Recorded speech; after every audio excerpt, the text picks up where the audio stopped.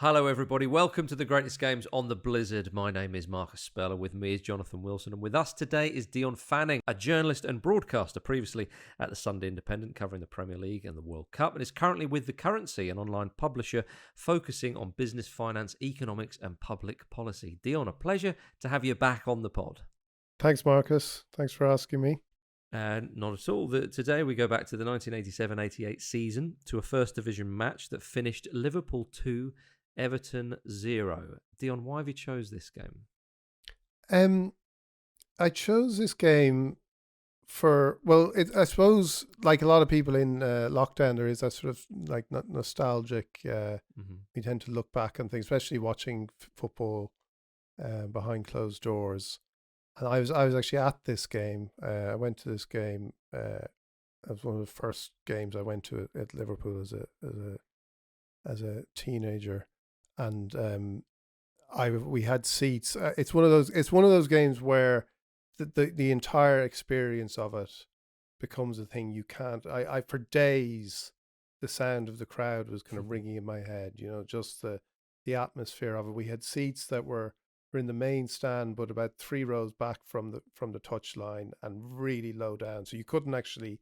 It was a bit like being at the press box at White Hart Lane. You know, you couldn't actually see anything of the game, but it was a tremendous experience. Like, it was always a difficulty if you're actually writing about football to be in the press box of White Hart Lane. You didn't know what was going on, but you actually got a great view of the protagonists. And it was a bit like that day, in that, you know, and the atmosphere, the aggression in the game. Like, I clearly remember those moments. Like, there's a moment when Steve McMahon kind of kicks Peter Reid off the pitch. He just kind of kicks him off the pitch, and Reid turns around and looks as if he's going to hit him, and then hugs him, and they kind of just get on with the game. But it just seemed to be full of those moments. And it's one of those games that has always lingered in my head. Obviously, it's a Merseyside derby. I think, looking back on it, it's a very pivotal game. Everton were champions going into that game. It was a very pivotal game in the sense that they never really, like, Liverpool were accelerating away from everybody that season, but also there was the seeds of Liverpool's decline was already kind of beginning, I think, in some ways. Like, Mark Lawrenson started this game for Liverpool. I think he probably played 2 or 3 more games. Ian Rush had gone to Juventus. They'd replaced Rush and Dalglish effectively with Barnes and Beardsley, and the next season Rush returned, and I think they signed him back. They never really addressed, once Lawrenson retired, that there was actually there was a fragility appearing in in Liverpool, and it manifested itself at the end of this season. First of all, when they lost to Wimbledon in the FA Cup final. And then the next season, they lost the last day of the season. They lost the league to Arsenal after Hillsborough. And then 1990 was their last championship. And then obviously there was a 30-year wait. So I think while this was seen as a fantastic Liverpool team, and it was a team that Dalglish had kind of evolved and taken away from the traditional Liverpool style. But it was also, looking back on it with hindsight, it didn't seem it at the time, but with hindsight, it was a team that was just about, I think, probably peaking around now, and a decline was going to set in, because a lot of these players, McMahon was still there 4 years later. A lot of these players grew old in this Liverpool team, and it didn't really change. And I guess then as well, like, when we're talking, like, it is funny watching the game again, watching the build up to it, and I was just reminded of, and like we're recording this in the middle of an existential, maybe the existential crisis for football, but it was a kind of reminder that there was always some crisis. I just reminded of the mid 80s. There was this obsession, because of where football was coming from, obsession with attendances. Every match, Jimmy Hill, whenever they would talk about attendances are on the up again. You know, there was 3,000 more at games last weekend, and he mentioned it again in this one because of the mid 80s and what had happened, and football was football wasn't like I was preparing for this. Like it was amazing. Like, football wasn't on TV at all for the first half of the 1985-86 season because the Football League had fallen out with the broadcasters and the broadcasters refused to put them on air and said football seems to think it has a God-given right to be on television. Well, it doesn't. And, so that was only 2 years prior to this. And you forget this match was live on BBC One. And there was always that sense with, that there was, you get that sense watching it again, watching that there was, they were very eager, and there was an eagerness to please the public that they were reaching.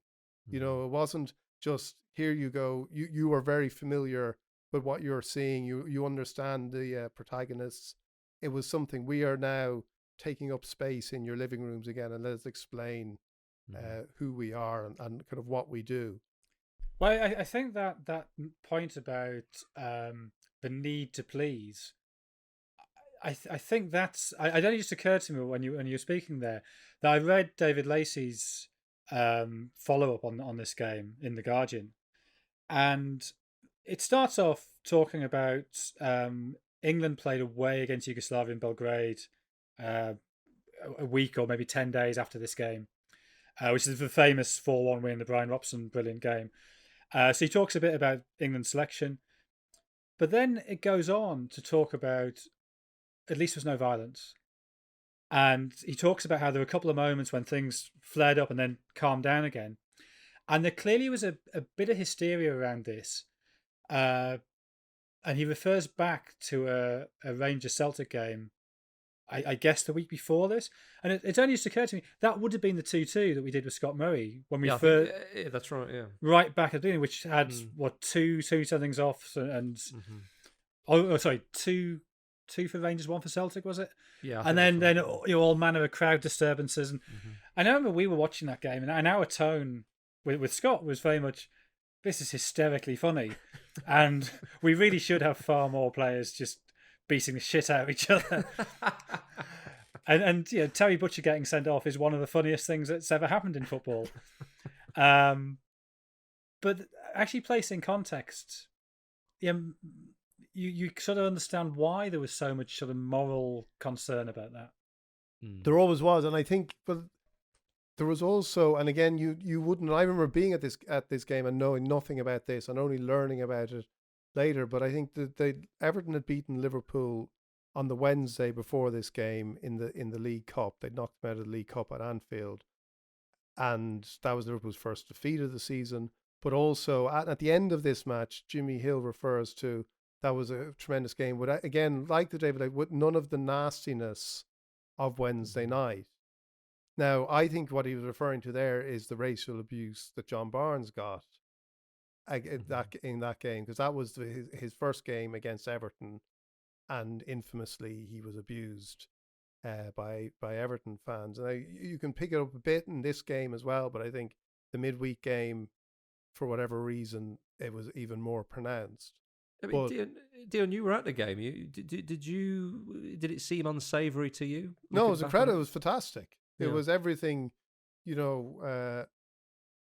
everything you would kind of.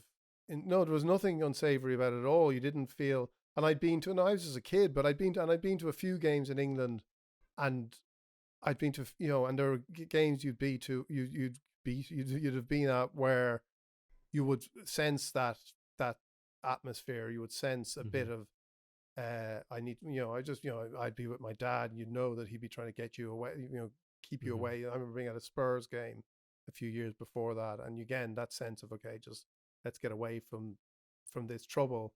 That wasn't there. I don't think I would have picked up on any racist abuse at that stage. I wouldn't have been aware of that, and there was no mention of it. But that mention, though, I think this is a thing where, like, I'm not for a second suggesting that problems have gone away entirely, but at least now the debate is, to what extent should we publicise this, or is there danger that by publicising it we're somehow fanning the flames of it, that we're sort of giving publicity to people who are looking for publicity. I remember Sunderland lost 3-1 at Newcastle on New Year's Day 1985, And I look back at the sort of Tyne Tees News clip of that, and they do, I don't know, it's like a 7 or 8 minute package on the game, and Peter Beardsley scores I think he might even score a hat trick. I think he does score a hat trick, but one of them's a brilliant goal, and they're just talking about that, and they talk about the two sendings off for Sunderland players. And they don't mention the two players sent off for Sunderland, the only two black players on the pitch, and we don't mention the very, very audible monkey chants you hear all the way through the game. And so I think even in the mid 80s, there was a tendency from broadcasters to gloss over it. Not to say this is a scandal, we've got to tackle this, but it was easier for them just to say, this was a great game, Newcastle won, or whoever won, look at these great goals. And the actual big issue, the big social issue, was totally ignored. And of course, Barnes going to Liverpool was a huge racial issue, and not just for opposition fans, but he was the first black player Liverpool had signed. They'd had Howard Gale who'd come up through their youth ranks, but that was a big deal, and there's a lot of opposition to it. And you see this, through that summer of '87. There's a lot of a discussion around the signing is very uncomfortable. That there was definitely a sense that Barnes was an individualist, and that maybe didn't fit Liverpool's system. And Kenny Dalglish regularly had to address that. And so I get that from a tactical point of view, but you also see very quickly there's a racial element added to that. That he's a bit of an individual comes to mean something not quite what it looks like it means. Yeah, definitely. Mm-hmm. Yeah, I mean, it's incredible to sort of have those kind of chats now. You think of how different things are. Still, obviously, a lot of work to be done, but yeah, all a bit unsavoury. I mean, on the at the game itself, though, Dion, you talked about the atmosphere and so on, and we can't forget that it was a huge derby match, and these two sides had really sort of dominated the league in the previous few seasons. I mean, I think throughout the 80s was only Villa and Arsenal one title each that were the only sort of non-Liverpudlian sides to have won the league. Liverpool won it 7 times if you include sort of 89, 90, and Everton won it a couple of times, of course. But in that period in the mid-80s, Everton won the league in 85, Liverpool finished second, and then for 3 seasons running, they were the top 2. Everton were the champions going into this game. So this was the two, really the sort of the two best sides in England going at it, and it was always a big game, especially with Anfield as the backdrop. It was, and I suppose the issue for Everton having won the league was that Howard Kendall had left again, and again everything is in the context of the time. Howard Kendall had left and gone to Bilbao because of the ban on English clubs, that Everton weren't in European football. They had been denied playing place in the I suppose this team as well, but 85 it always is the one that sticks out for Evertonians, I think, because they were they'd won the league with that really, really exciting, excellent team. But so this year, this season, Colin Harvey was in charge, taking over from Kendall, and I think if Liverpool, as Jonathan has said, they'd made a kind of very audacious refashioning of the team, whereas Everton, that would come later. They almost kind of reacted. I don't think they signed anybody in the summer of '87 when they were champions. They brought in Ian Snowden earlier in '87. Maybe Wilson, I think, maybe he might have been signed, but they hadn't made any big signings. And even though the year before they'd lost Lineker to Barcelona, Adrian Heath was injured for this game, so Wayne Clark, who's Alan Clark's younger brother, started. And they were the two best teams, but I think Everton were already slipping, and this was a game, I think they were 6 points behind Liverpool going into this game, and Liverpool had 2 or 3 games in hand. I think Liverpool they hadn't played a couple of their home games at the start of the season. The first 3 home games they had to postpone because a sewer had collapsed underneath the Kop. Yeah. So they'd gone top. This was the 11th game of the season for them. Everybody else had played 14. Well, I guess not the teams they were meant to be playing against, but so yeah, they were 3 behind, but they'd gone top their 9th game, so they'd only dropped 2 points all season. But I think from a football point of view, this was sort of a key game, because Everton had beaten them in Littlewoods Cup 4 days earlier, and I think the sense was, if Liverpool are to be stopped, it will be this game.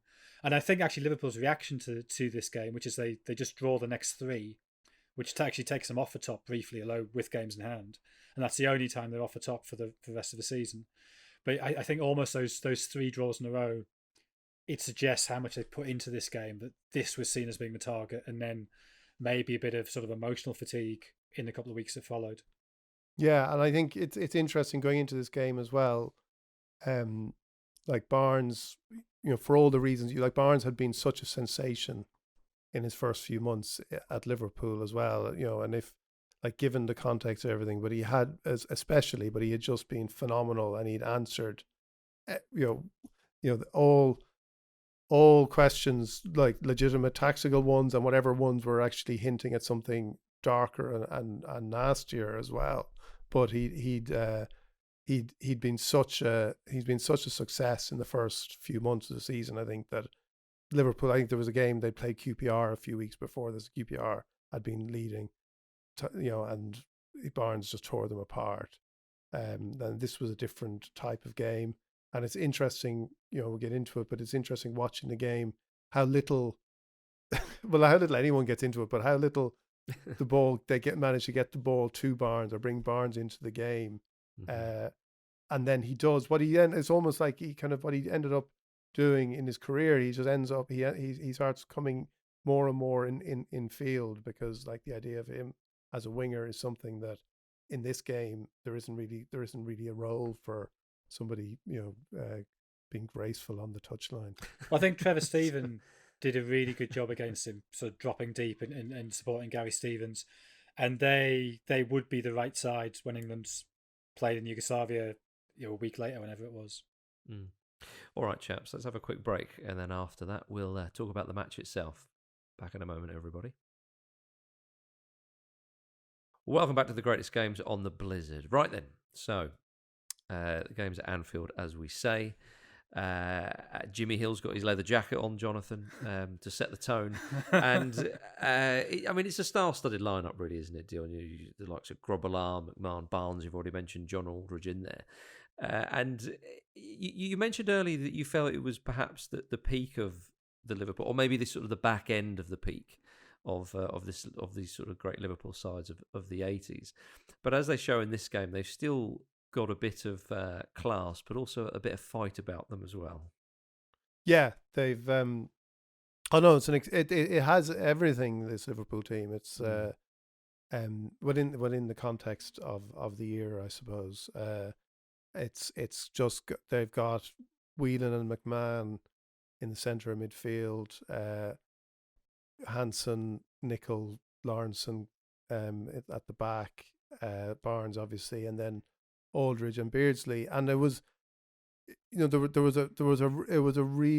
a great balance to that side. Ray Houghton had just been signed, and I think it was expected to start this game, but they picked the same team. That it's funny. I remember watching this, having taped the game, having been at it, and those things that lodge in your head as a kid, and watch it back, so many times. And Jimmy Hill says before the game, it's an old managerial trick. Lose a game and send the same team out the following match. And you lodge in your head, wow. You think this is...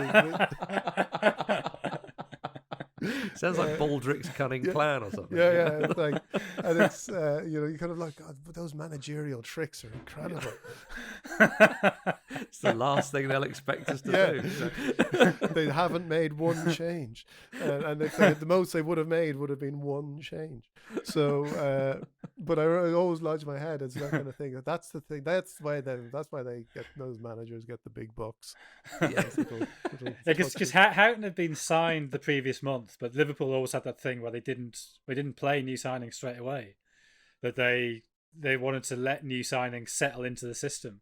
So I think he made his debut a week earlier, but it was still this sort of process of him being integrated into the side. So I was trying to work out where Houghton would have played. Presumably Craig Johnston would have been the player who missed out, but then would Whelan have gone wide right? Does that make sense? No, I know Houghton would have played wide right. That's where he Houghton played. would have played wide right. Okay. Yeah, and that's where he played for Liverpool at that stage and for Ireland. Whelan had played Whelan had been until Barnes arrived. Whelan played left midfield for Liverpool, and then they had because he scored that great goal in the League Cup final from left side midfield, didn't he? That curler past Gary Bailey. Yeah. And they had Molby, and Molby was the kind of big loser of this Liverpool team. I think he got injured, and he would have been down to start with McMahon in the centre midfield, but they put Whelan in there instead. And that partnership, Whelan was a very good footballer. He wasn't he couldn't pass it as well as Jan Molby, but he was clearly more mobile, and he could pass it. And he was also McMahon had the kind of hard man reputation, but Whelan was tough. There's a couple of, and he was a bit sneaky as well. So he did actually leave his foot in a few times and get away with it in that classic sense where McMahon was the player with the reputation. And all through this game, there's one McMahon and Reid is the battle that everyone is talking about. And there's a couple of moments with one tackle Whelan has on Reid late on, which is filthy, terrible tackle, and nobody mentions it because it's not the grandstand two hard men facing off. But yeah, have I told you my my Ray Houghton, Ronnie Whelan story from the 2018 World Cup? You haven't. Incredible. I mean, I've kind of given away the punchline now a bit, but I was on the train going from St. Petersburg to Moscow between the second semi and the final, and as ever, between the second semi and the final, it was carnage. Transport is always chaos because everybody's making that journey. So I months in advance, I booked a ticket and I'd spent quite a lot of money on it just to guarantee me and Kat had seats and it was going to not be horrifically crowded. And then we get to the station that morning after the semi and it's complete chaos. There's just lines of people, and then suddenly you're at platform 2. No, it's platform 13. Everybody runs to platform 13. And there's no reservations, just pile on. So pile on, find this pair of seats. And we've been going 5 minutes. It's okay, it's fine. We got seats. And I hear this Glaswegian accent going, I've booked a seat. I want the fucking seat I fucking booked. And I see this very harassed looking train guard with Ray Houghton and Ronnie Whelan following her. And it's okay, it's clearly going to be me. It's clearly going to be our seats. Sure enough, she comes out, I'm really sorry, sir, but this gentleman here... Yeah, no, I'm well aware of who this gentleman here is. We've done TV work together. And he doesn't remember doing TV work with me. Why would he? And he's like, I'm really sorry, but I've booked these tickets. I'm like, no, I'm fine. It's fine. I'll move. But I want to go and sit in my reserve seats. At which the guy goes, oh, sir, you got first class tickets. What are you doing here? Oh, bye, Ray. On the flight back from the World Cup in Brazil in 2014, I had a slightly similar. You were first class, of course, but I was sitting in economy, and it turned out that Capdevia was sitting in front of me with his girlfriend or wife, and or both, and the steward came down and said to him, basically there was clearly a seat in first class, and offered him a seat and said, do you want to go up to first class? And they talked about it and they decided for whatever reason that they were going to stay where they were. So I just assumed then there's a seat going, and so I just put my hand up and said, I'll take that. And she just looked at me up and down and went, no, you won't. Oh dear. Yeah, it was very humiliating. Was it you? Somebody's told me a story about seeing Capdevia on a plane watching highlights of the World Cup final. Is that part of the same story, or is that a different incident? I don't know. I don't remember that. But maybe somebody else could have been on a plane with them too. Yeah. Very long. Jonathan once told a story where, was it Billy McNeil took your taxi in Istanbul? Where was it? Not Istanbul. No, he didn't. Well, yeah, no, yes, he did. It was in Seville. Seville. Of course, yeah. UEFA Cup final in 2003. So I got to the hotel, which is right next to Batista Stadium, and the woman on reception said, "Are you going to the game?" So I said, "Yeah." So and this was like 2 in the afternoon or something. So I'd go and get in the taxi queue now. It's taking hours. So I was like, okay. So I dump myself in the room, go out, get in this taxi queue, and it is hundreds of people long. Sun's absolutely belting down. It's ferociously hot. And I don't know, I've been in that queue like an hour and a half, 2 hours. And it's inching forward, and the phones aren't working. Seville's in meltdown because there's 80,000 Celtic fans there. And it just can't cope. And I'm within about half a dozen people at the front of the queue when suddenly this tall, grey-haired man just walks to the front of the queue. And all these, I've been led to believe that's the kind of behaviour Glaswegians wouldn't tolerate, but they all seemed entirely fine with it. And they're just something about excuse me, there's a queue. He half turned and I realised it was Billy McNeil. And I acknowledge that in those circumstances, it was probably justified for him to take the taxi. Yeah. Fair Any enough. other European Cup winners want to jump the queue? Off you go. Fine. Marvellous. Well, I believe we were talking about Liverpool and Everton at some point in this. You were the one who lost control by going to mend your dishwasher. Don't blame us. I do apologise. Back in the game, though. So yes, there was Everton seemed to start the game quite well, as the sort of the highlights and Jimmy Hill suggested, Dion, and obviously they just won only a few days prior to this game at Anfield in the League Cup. So again, we've become accustomed to seeing Liverpool kind of boss Everton around in sort of more recent years, but back in those days, as I say, Everton were the champions going to Anfield. Yeah, it's hard looking back on it at this distance to kind of figure out what they mean by Everton starting well, because to our eyes now it just seems like a lot of the football is so rudimentary. Like it's incredibly fast. Like the one thing that's interesting about it is, and Jimmy Hill says this at halftime again, I think in that way of talking to an audience who are unfamiliar, he says something about like the not the time, they don't have the time we would have been used to in the past, but in its own way, this is sensational. And again, it's just, it is, again, it's frenetic because any game before the back pass rule changed has that crazy frenzy what ends with, the round of applause for a defender just knocking it back to the goalkeeper.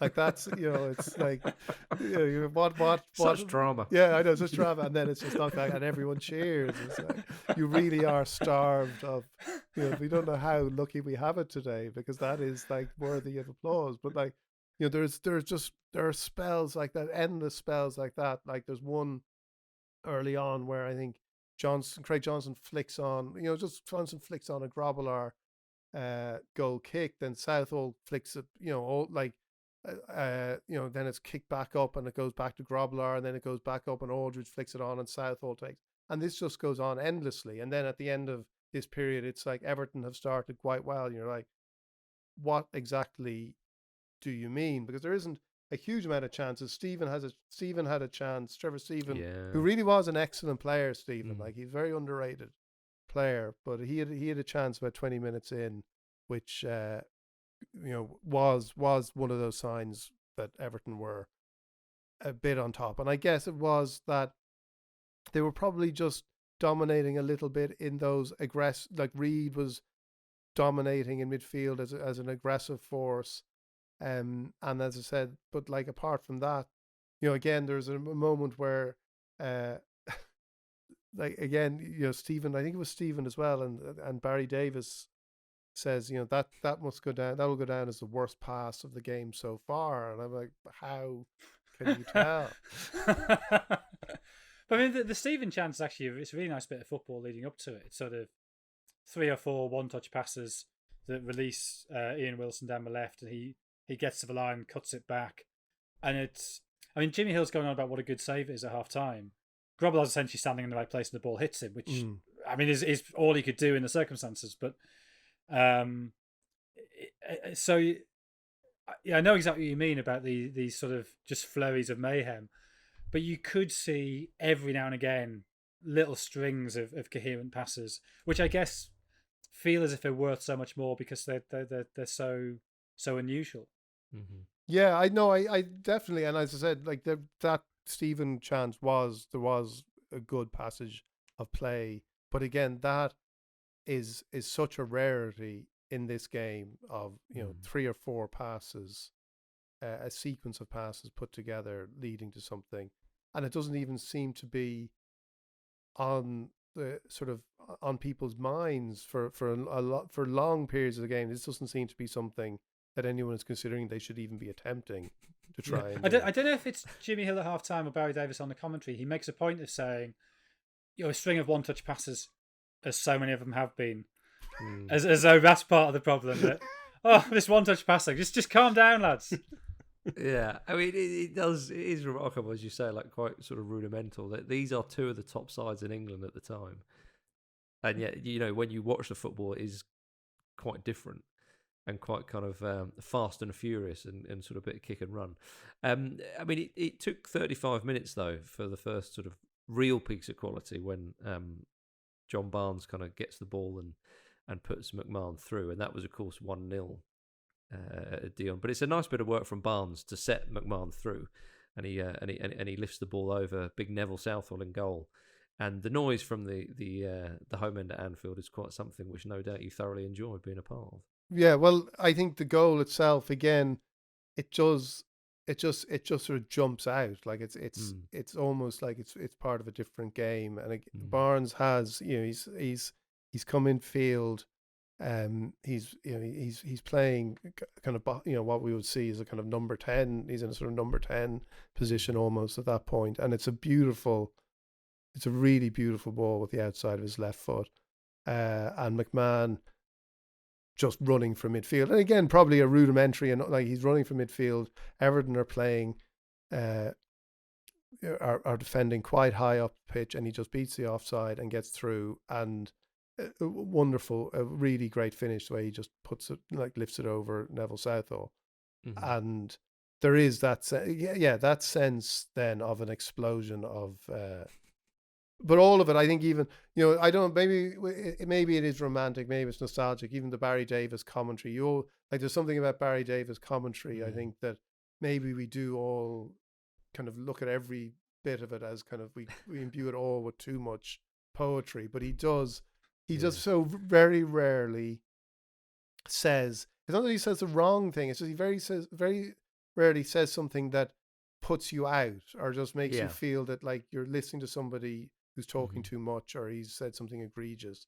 And even that is just, that's great from Barnes to McMahon, and the finish, and then there's so much, it's that great explosion in a derby of like, are people happy? Are they angry?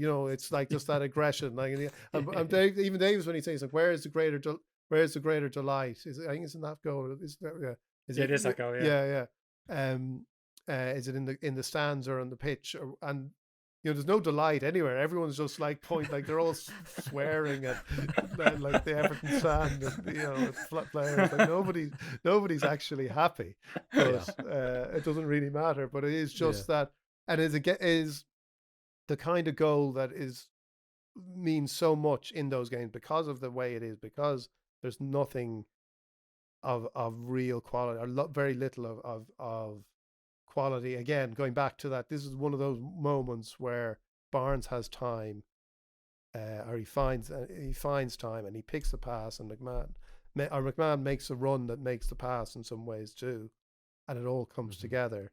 And then there is that explosion because of the importance of it. Yeah, Jonathan, do you think Steve McMahon is one of those? Well, certainly in my sort of thought that he might be one of those sort of forgotten players of great Liverpool sides. I mean, do you think he's maybe a touch underrated? Yeah, I think he probably is. I mean, I don't have the England capacity to 120 odd probably, which is he was often there. A big game. You said, there's Steve McMahon again. So that game when...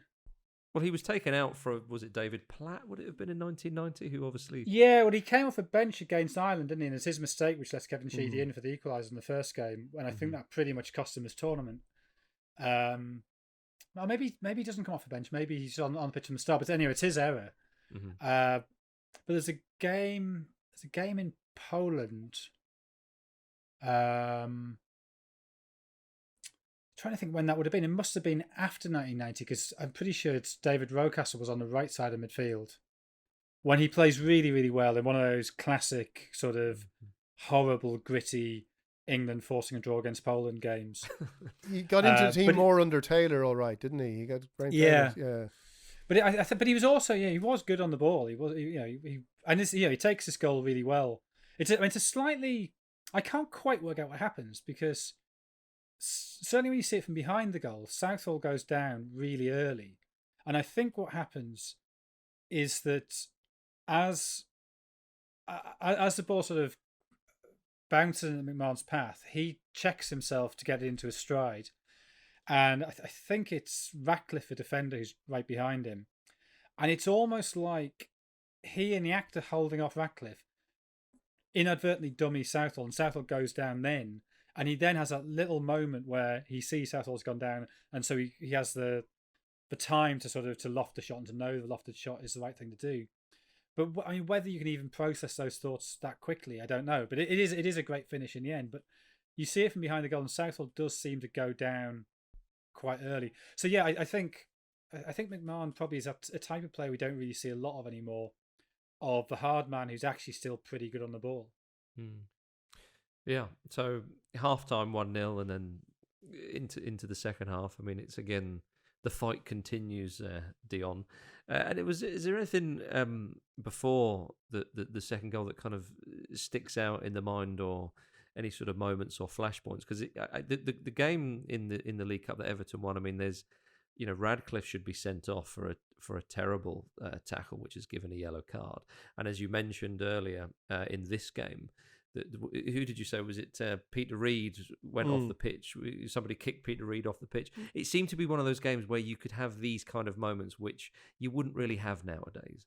No, like it's hard sometimes when you watch this game, to think, do we just reference everything that that wouldn't be allowed anymore, because you could just you'd be like, and this isn't even like 1974 or 1970 cup final or anything like that, where the amount, famously, like, nobody would be left on the field if it was refereed today. But there is just that kind of relentless aggression. Like Reid, there was a tackle, I think it's after the goal actually, there was a tackle, I mentioned the wheeling on Reid, but there was a tackle by Snowden on McMahon at one point as well, which is a horrendous tackle, absolutely horrendous tackle, which is given the which is actually named and called out on the day by Barry Davis as a bad tackle. Like, it's just, but on we go.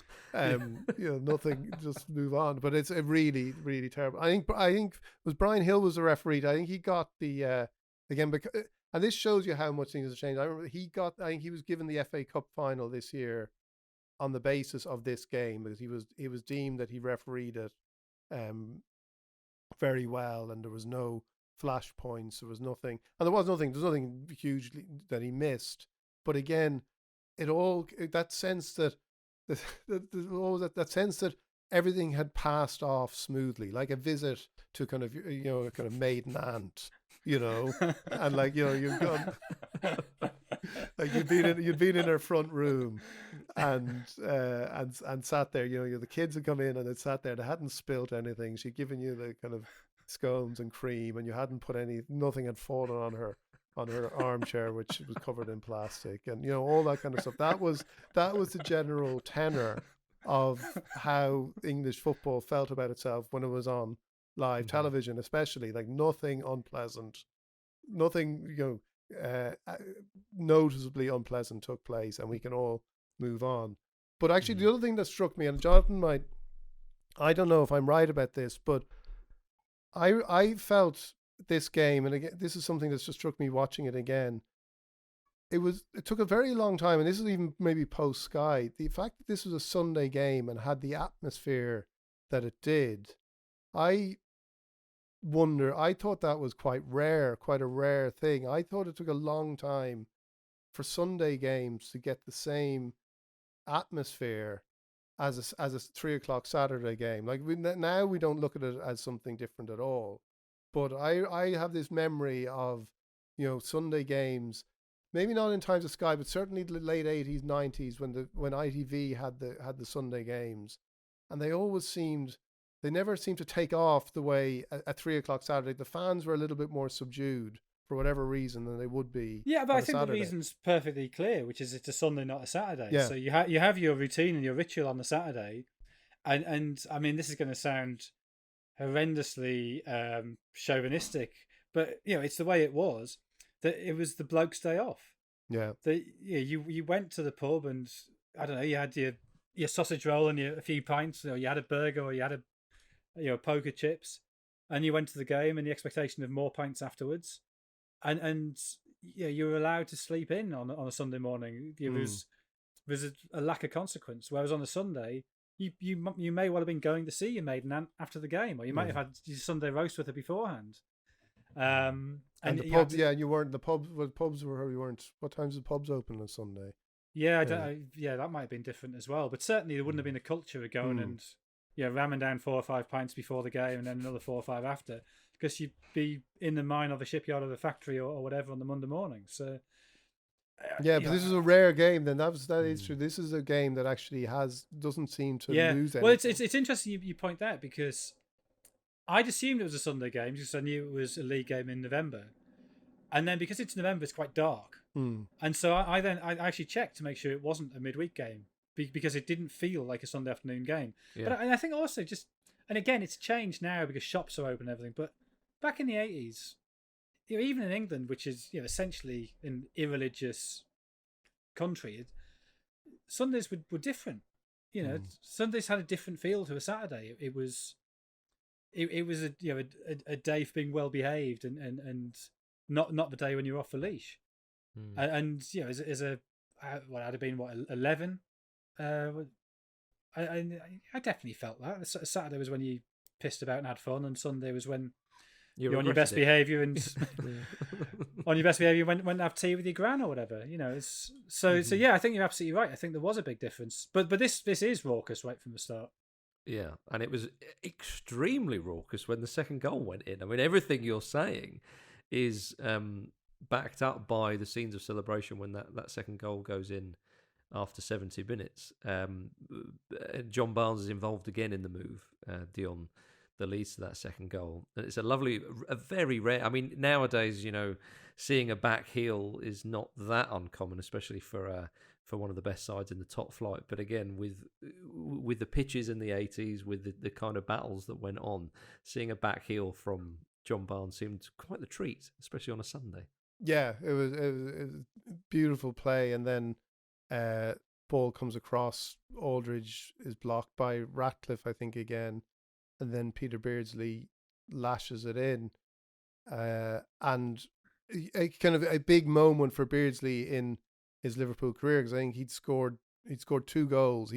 He was the record signing for Liverpool that summer, not Barnes. He was the player that they'd spent I think probably broke the British transfer record for, and it hadn't been working for him. And Barry Davis mentions at one point in the commentary that the rumour in Merseyside that day was that Dalglish was going to leave him out.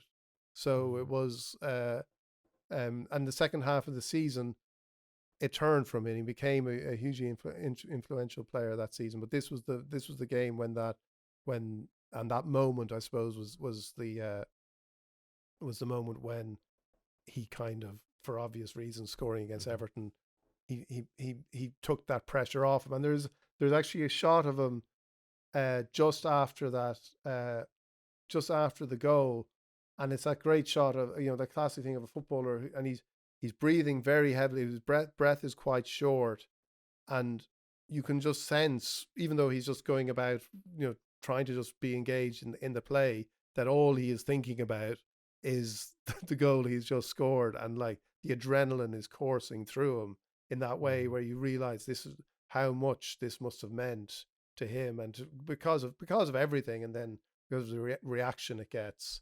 And again, a great piece of commentary by Barry Davis. Oh, it is. Yeah. Go on, do it. No, you do it. Lovely goal. Yeah. And then he says, and he gets a kiss from a man wearing a blue striped shirt. Well, that's the bit that is such a sign of the times, because you're saying how people are a bit more well behaved on a Sunday, all that kind of stuff, and the atmosphere. Yet when that goal goes in, I mean, there is a sort of a minor pitch invasion, and a load of fans are on the pitch, as you say, and Barry Davis mentions. I mean, again, nowadays, if there is a pitch invasion, you certainly wouldn't have a commentator going, "Oh, that's great that they're getting involved as well," essentially, which is sort of what Barry Davis is saying. Yeah, it is. I suppose it is. But I think, yeah, He's not condoning it, should I say? But I think at that point there is just exuberance. And again, if we're going to continue, if we're going to push the maiden aunt visit metaphor, I think everyone, the maiden aunt has laughed at a joke that somebody's made, and everyone has relaxed a little bit into their seats. And so, if there's a little bit more exuberance, they think that can just be just laughed away rather than something that deserves a kind of slap on the wrist. Yeah, true enough. But it is a lovely goal, Jonathan. I think you can see Beardsley's confidence building through the second half, because Aldridge has a goal ruled out for offside, which I think probably is offside. But it's a nice bit of interplay between Barnes and Beardsley's cross to Aldridge. And you sort of see it building from there. And then this incident, I think when you see the replay, Aldridge ends up sort of kicking the ball in the back of his own heel as Ratcliffe makes the challenge, and it sort of bounces up, and it's spinning quite awkwardly, and Beardsley absolutely lashes it in, and it's not the kind of finish you would attempt if you're feeling nervous, and certainly not the kind of finish you'd pull off. And it is a lovely goal. Barry, as ever, is right. It's a great finish. And it settles the game. I think Beardsley as well, though. I know what you're saying about that. He's not, but it probably did help that it just sits up and it's there, and he didn't have to think about it. So probably that's true. Yeah. Even if he is, like the confidence factor, like it was just there, and he hit it, and it was a spectacular goal. Yeah, and 2-0 really. That was that. Dion, the game was won by Liverpool, and an important 3 points, because as you said earlier, they went on to win the league, and no one could envisage this side. I know it's been said many times before, but a side like this going 30 years without winning the title, I mean, it just seemed absolutely implausible then. Yeah, it would have seemed implausible. Sorry. Well, no, it was, and it was. Well, I think there was this sense. I think in the post-match interview, Steve McMahon was asked, and again, probably a little bit of alarm, because his response, they asked him, could anyone beat Liverpool this season? And he said, "Oh Christ, yeah." And they were again live on the BBC. They didn't want on a Sunday. Yeah, terrible. But that was the way. I think Liverpool went 29 games unbeaten in the league that season, before Everton beat them. So it was that was the narrative that was forming around this Liverpool team. Everton, as I said, were league champions, but I think at this stage, this was a game where it's like, well, they're not going to be league champions this season. I think they were 9 points behind Liverpool after this. So it was the end for their title hopes. But then, yeah, the idea that Liverpool would go 30 years. I don't know, when I said this team was aged, I think this team aged. Like, the problem with this team was this team at its peak.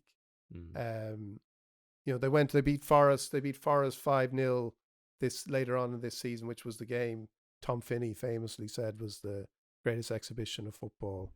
But that game is, I mean, it's an amazing performance. I mean, it's 5-0 going on 20-0. They're brilliant that day.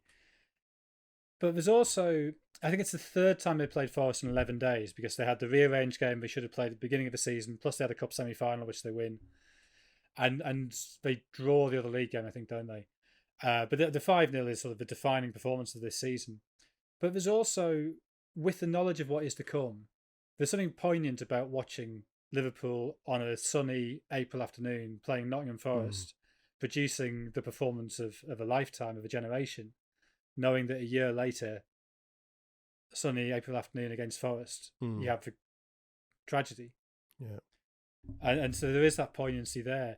But I think there's also, there's a couple of things about the idea of this Liverpool in decline, and maybe it's something you don't get narratives quite like this in modern football because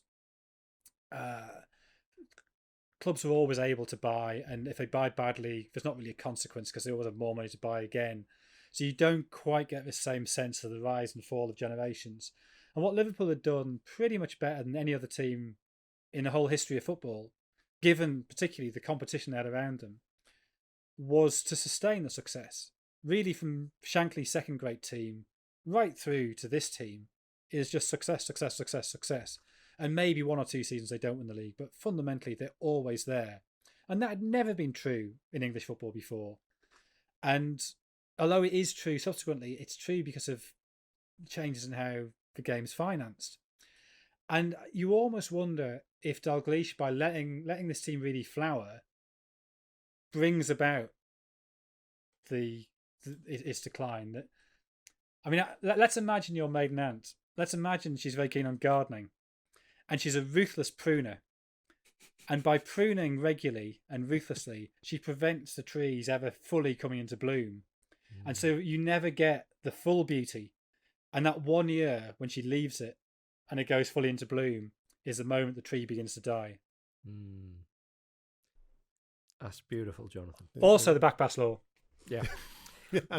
Well, it is extraordinary when you look on and off the field, that when you're looking at that game, to think that within 4 or 5 years, the amount of change, with the back pass law, the fact that you're looking at this stadium with the Kop at one end, Everton fans on the Kop as well, terracing at both ends. We know why that changed, and we know, but also the unintended consequence of that change and how it altered the entire demographic and of the football spectator.